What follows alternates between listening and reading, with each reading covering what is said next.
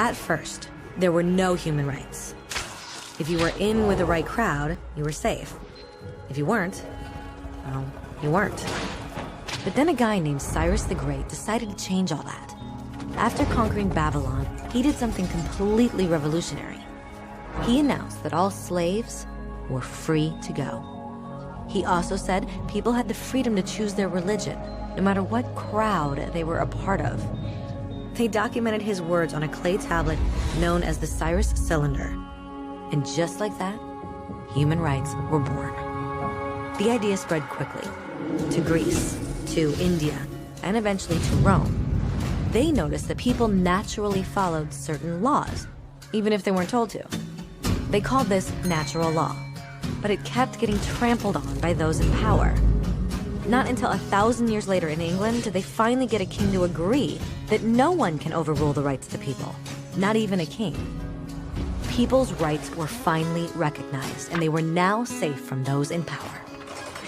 Kind of. It still took a bunch of British rebels declaring their independence before the king got the point that all men are created equal. Which isn't to say he liked the idea, but he couldn't stop them, and America was born. The French immediately followed with their own revolution for their own rights. Their list was even longer, and they insisted that these rights weren't just made up. They were natural. The Roman concept of natural law had become natural rights. Unfortunately, not everyone was so thrilled. In France, a general named Napoleon decided to overthrow the new French democracy and crown himself emperor of the world. He almost succeeded, but the countries of Europe joined forces and defeated him. Human rights was again a hot topic. They drew up international agreements, broadly granting many rights across Europe. But only across Europe. The rest of the world somehow still didn't qualify.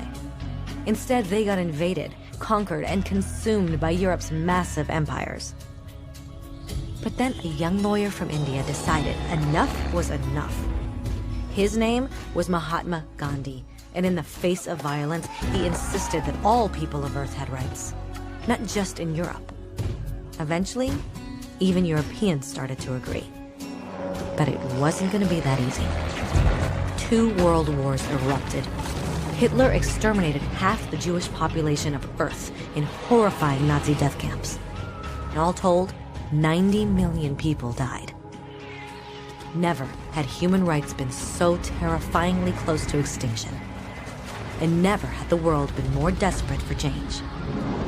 So the countries of Earth banded together and formed the United Nations. Their basic purpose was to reaffirm faith in fundamental human rights, in the dignity and worth of the human person. But what were human rights? Were they the proclamations of Cyrus, the natural laws of Rome, the declarations of France? Everyone seemed to have a slightly different idea of what human rights should be. But under the supervision of Eleanor Roosevelt, they finally agreed on a set of rights that applied to absolutely everyone. The Universal Declaration of Human Rights. The French concept of natural rights had finally become human rights.